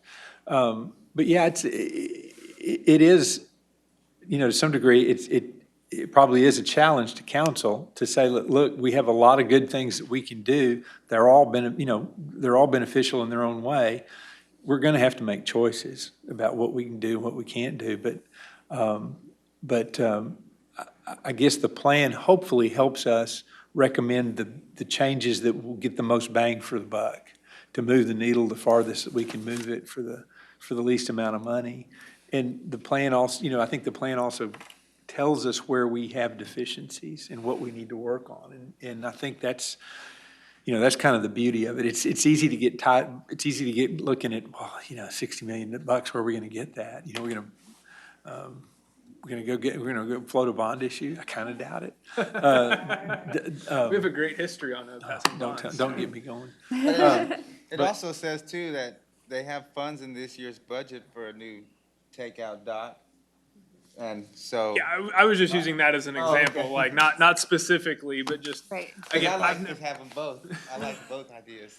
And see, I would say like with trees, we could probably get a lot of those donated and make them memorial trees. A lot of people would plant a tree. You're right, maybe be creative with how we do that. Like I'd dig a hole and or whatever. This is my first time going through, this whole master planning process. too. I don't know what are the expectations of our commission as far as, what are the next steps? Like, I came on board, right at the beginning of all this master plan, and it's been very exciting to see all this. I'm interested to just see kind of where this goes and, how we can help assist Jason and his department. I think y'all are doing an outstanding job. What I think is cool, Brian, is that I think we get to kind of write that script ourselves if we want to. If we take it seriously and we adopt take seriously the new role that we sort of tried to define for ourselves as being being the keepers of the plan, so to speak. I mean, I think it does give us the opportunity to try to focus the conversation on what do we collectively think the best way to make those investments would be. It'd be great if council would come to us and say, well, listen, what do you guys think? I mean, show us your work, show us why you think that. I'd love for this commission to be operating at that level, and I think it'd be fun for us all to be a part of that and be able to and I think it would be helpful. And so that would sort of be what I'd love to see us kind of carve out for ourselves as a role to play in the future is, what is the best way to approach those things and answer those questions. Chapter 5 gets cool too, because it does start to put real numbers on here. So you start to kind of work with a budget. Okay. And so it'll have like what they kind of plan on spending in Riverside and Athy Trail and MLK, and then also how long it's going to take. So like you can see if it's going to be a short-term project or, midterm, like, so that it'll expand on that too, once you see that one. I'm glad everybody's getting all excited about this because it almost worked out perfect to where when we first started talking about this when I first got here, because we're just ending, right, or we just got started with our fiscal year, our new one. So October 1, just so everybody is aware, October 1's our new fiscal year. So our year goes from September 30th to October 1, or October 1 to September 30th. So A, we just got our new budget. B, we're wrapping up our Parks Master Plan. And C, just because we got our new budget doesn't mean that we can't talk about our upcoming budget that we have for next year that we have to get submitted by, February or March. So this is actually a great time. We'll have a document that shows us, hey, look, we've got 10-year plan. Here's some things that we need to look at. Here's short-term, midterm, long-term goals, et cetera. So we've got that. We're getting ready to roll into budget. One of the things that I wanted to share with y'all is, I'm not sure if you remember or not, but when we first started this process, I mentioned I would love to have this process wrapped up, but then have a yearly retreat with everybody. So that way we could, obviously we can go over what do we want to set for our priorities for this upcoming year, and then what have we accomplished over this past year. And so I think it's a great time for us to be able to do that now. I mean, we have this master plan, we're getting ready to go into budget. And so that's something that we can definitely look at, and maybe at the month of December, something along those lines. But I would love to be able to have a yearly retreat with y'all, if you will. And that way we can go over these things and we can say, okay, hey, this is what we can do. This is what we can do financially. We already know we can't do this. So let's look at, instead of A, let's look at B and C. What can we do here? We have grant opportunities for this. And so that way, y'all also know too, what's going on in our minds, and then flip-flop that, and we can get a better understanding of what the community wants as well. I have a question. I got a question, Jason. Sure. A while back, I know some of us toured all the city parks that, one day we took a day. I noticed that you took notes at things that need to get accomplished. Have any of those items been touched, worked on?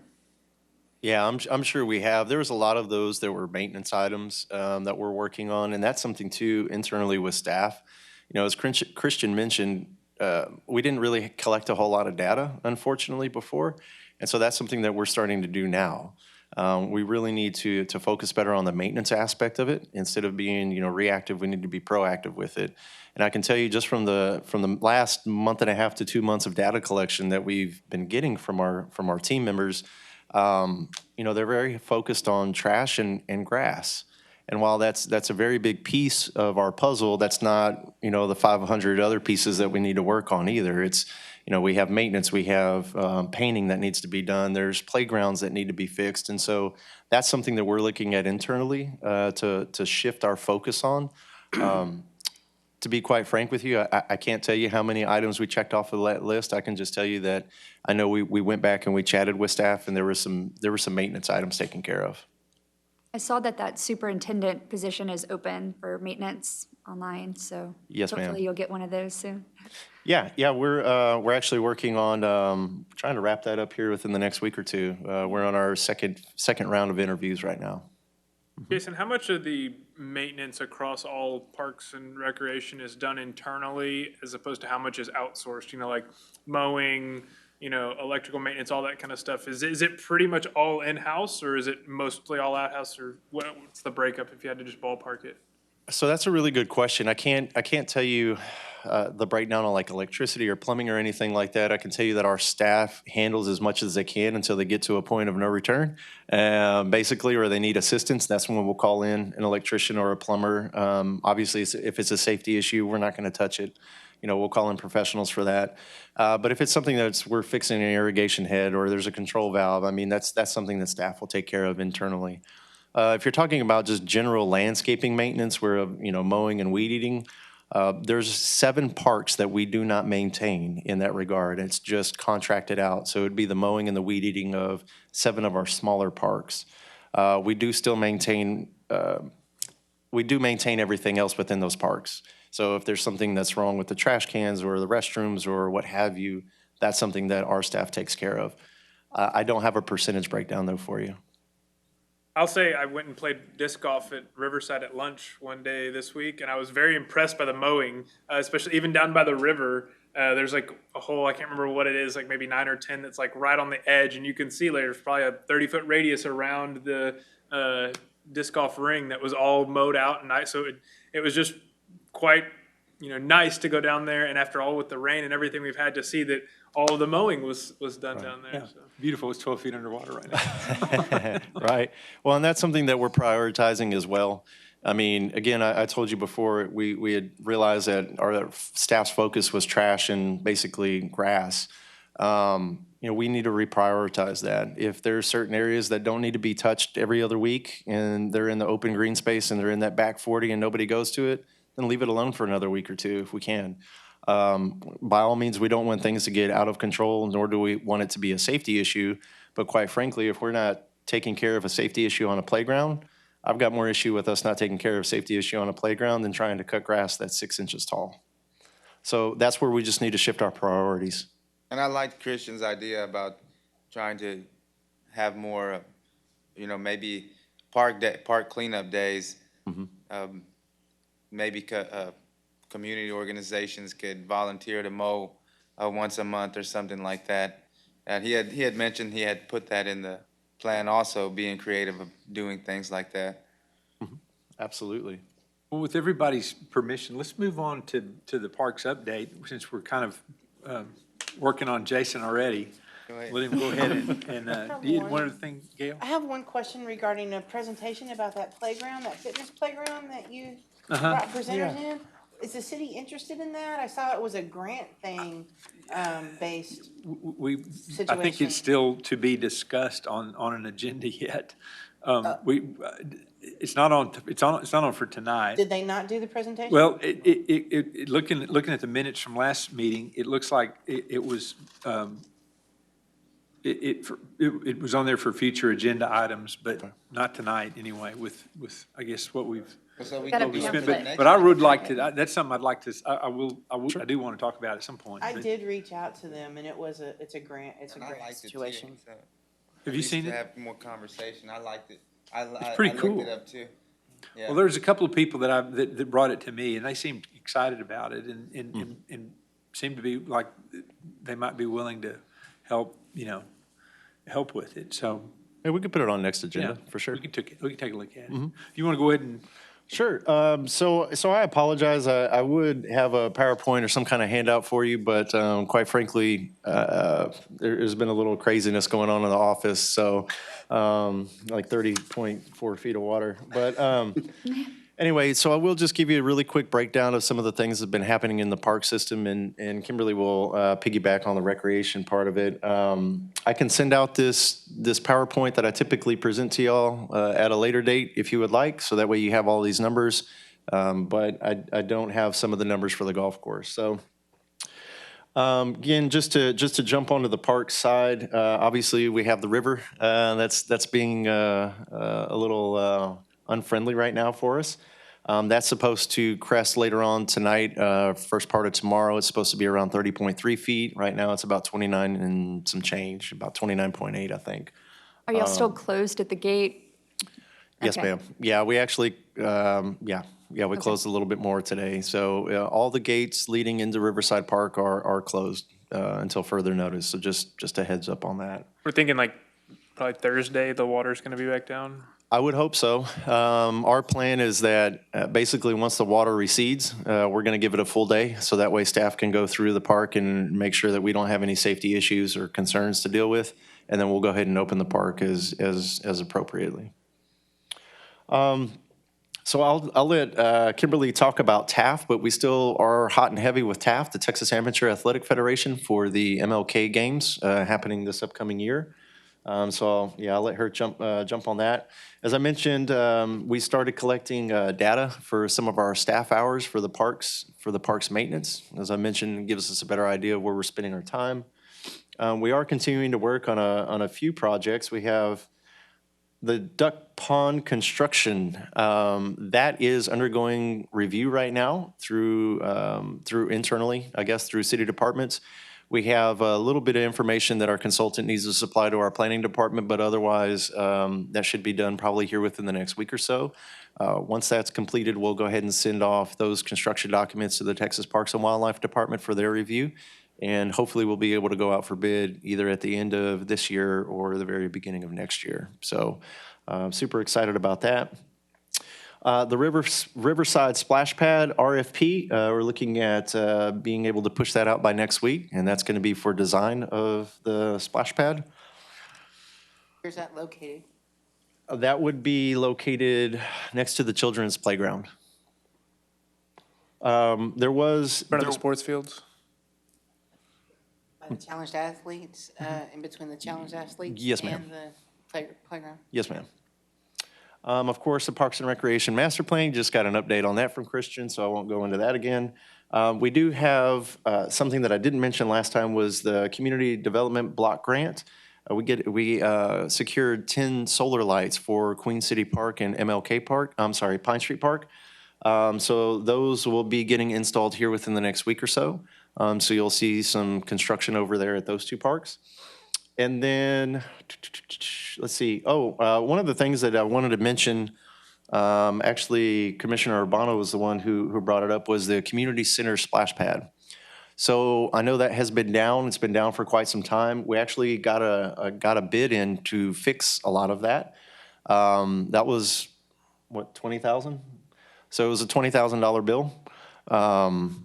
Yeah, a $20,000 bill. Sorry, not like a $20,000 bill, but anyway, so we're going to be looking at obviously our budget on that and seeing where we can go ahead and make those funds available to be able to fix that. There's no recourse against the original engineer or construction?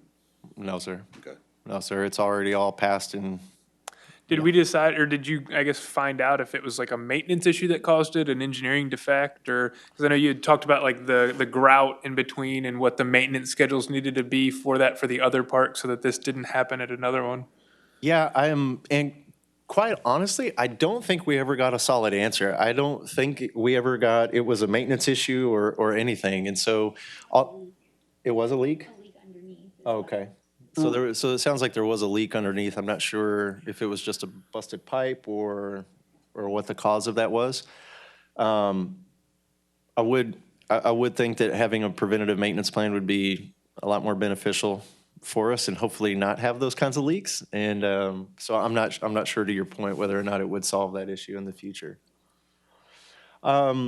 Just to kind of wrap this up here, we did have the ribbon cutting ceremony for the Riverside Soccer Field Complex. Thank you all for everybody who came out, very much appreciated. And then one of the last things is staff this month has been pretty busy with some of our conferences that we've been attending. We've had a few staff members that went to the National Recreation and Parks Association Conference. That was in Tennessee. That's something that's held yearly. I attended the Texas Tree Conference, which is held annually in the Waco area. I'm not on the board anymore. Woohoo! Past president, I'm done. And then last but not least, which will roll right into Kimberly's, is a sports relationship conference. Kimberly and I actually just came back from that last week. Actually, she came back from it this week, yesterday. And it was a really great conference. They call it a conference, but it's really not. It's more of a speed dating, if you will, with a whole lot of vendors and a whole lot of suppliers. What it does is it brings tournament directors from across the United States in with organizations that have facilities. And so we were able to connect with the solid 30 to 40 tournament directors, and we have at least a handful of promising leads. And so we're really excited about that and having the opportunity to continue our sports tourism aspect. And with that, I'll let Kimberly talk about sports tourism. Hello. So the Sports Tourism Conference was super awesome last week. And it really gave us some really good insight into one of our newest positions that we have posted. I believe we spoke with you guys about it a few months back. We do have a sports tourism manager position posted, and they'll be working closely with our Parks and Recreation superintendent whenever we hire them as well, at bringing all kinds of tournaments into the city of Victoria, not just using the youth sportsplex, but using all of the facilities that we have, and maybe even some facilities with partnering agencies like VISD. So more on that as we go through the hiring process. We're hoping that we have people starting by the end of the year, beginning of next year, to help roll into TAF. So I will talk about TAF a little bit. You guys are still familiar with TAF. The Winter Games we're hosting for the next 3 years, MLK weekend. We do have 9 tournament directors confirmed, and we will be getting everything up online onto the TAF website, which is really exciting. And one of the ones that I'm really excited about that we're doing, and it's a first for Victoria, really, in a big thing like this, is adaptive softball. So we'll be using our Challenge Athletes Dream Complex, which is really exciting to be able to offer that into the Winter Games. So going into our fall leagues, so this year we've scaled back the fall leagues that we're offering so we can really focus on the quality of programming that we have. So we're offering cornhole, kickball, and softball, and amongst those 3 leagues we have 95 teams signed up. So that's really exciting for us to have that many. In comparison to last year? About 75, I think. So it's, and there was more leagues offered last year as well. We just didn't have the turnout like we are now. So go Brittany. She's our athletic coordinator. So a couple other programs that we have that are going that are the tried and true. So we do have the VPR, Victoria Parks and Recreation Rocks program. We've had a lot of people come in, paint some rocks, put them out in the parks, bring some other rocks that they find and get some shirts. So that's been a really neat passive program that we've had started. Last Friday, if it would not have rained and started all of what we're in right now, we'll be putting out a new storybook trail along the nature trail in Riverside Park. So when the water goes down, staff will be back out to switch out Hoot Owl with a new book. So make sure you guys check it out. We've gotten a really great response from the community on it, lots of selfies, which brings me a side note. I'm not sure if anyone's noticed, our Facebook page is currently down. We have run into an issue. We do have staff working with Facebook to try to get it back up and running. It has not been deleted, but there is an error that it's holding it from being able to be live. We're in Facebook It jail. happens. It happened to my PTO page. I don't know. It happens. It's weird. So Tuesday, October 26th, we have a pumpkin painting with the library. We're doing a really great partnership, and it is a free program. We've gotten some donations from HEB, so we can offer this free pumpkin painting to the community. So come on out, 4 to 6 at the library. Tuesday, November 23rd, we're doing drive-in bingo. So really similar to what we did back in February. It's coming back. So make sure you guys check that out. November 6th, I'm kind of jumping around, we are doing the camp out and movie night. So following the Duck Safari, we will be setting up our tents, setting up a movie, and enjoying the night. So make sure you guys come out. If you need a tent, we have them. You can reserve them. So there's all kinds of reasons why you can come out and camp with Do you know us. how many spots are available for that? I think it's unlimited. Okay, cool. I don't think we've ever maxed out. It'll be my first one because the one back in the spring got rained out twice. So it's going to be fun. Rain. I love to camp. And this Friday,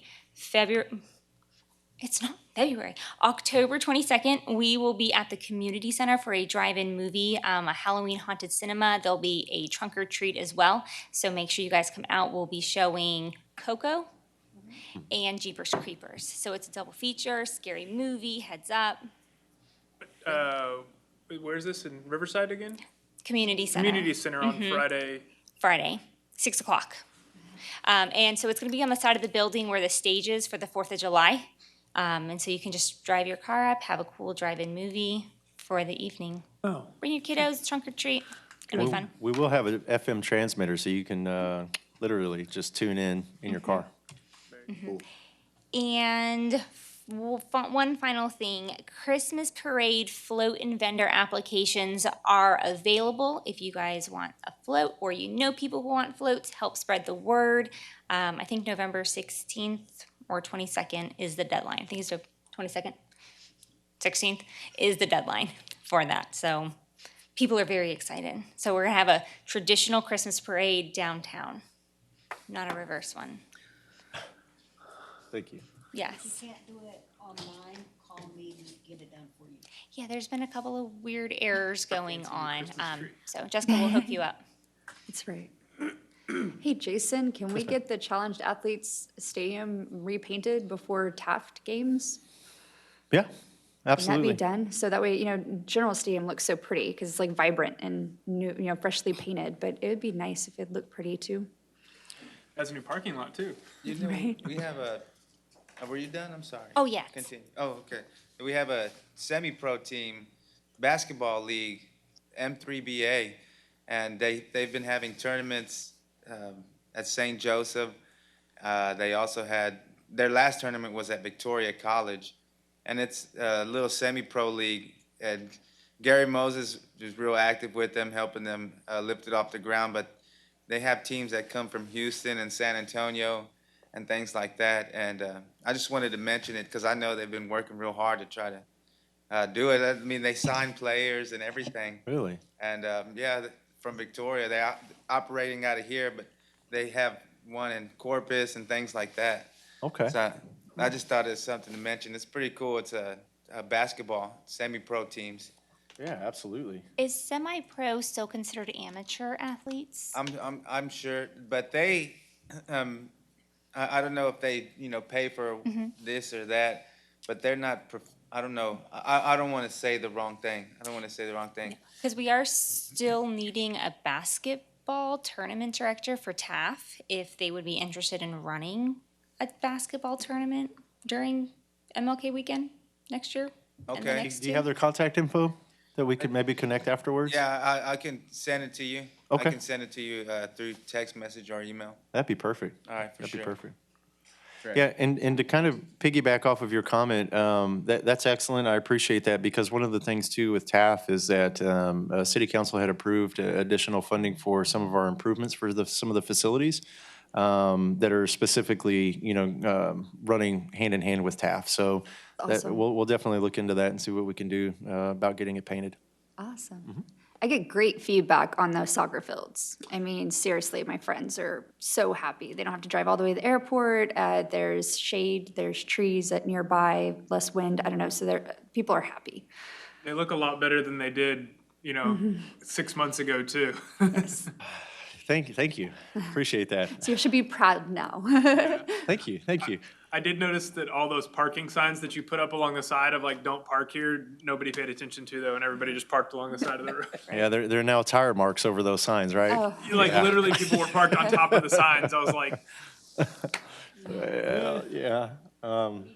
It's a long trek from the parking lot to where they're playing soccer, so. I Yeah. think they just repaved that area right next to the soccer fields, right? So now there's parking directly next to the soccer fields. Well, they're not completely done repaving yet, so yeah, we'll see how that pans out after the water goes down. So, Oh, yeah. yeah. There's a lot of things that we'll probably be doing that. Oh, yeah, take a once the little water work. goes down. Take a little walk. All right. Thank you, guys. Appreciate it. Anything from commissioners on future agenda items? Okay. Well, I would like to put that fitness program back on for sometime in the future, Jason. Absolutely. Yeah, we'll put it on the next agenda. Okay, very good. All right. I think that concludes this episode of the Parks Commission. Without objection, we will stand adjourned and see you guys in November. Thank you very much. Thanks, guys. Read your plans. Thank y'all.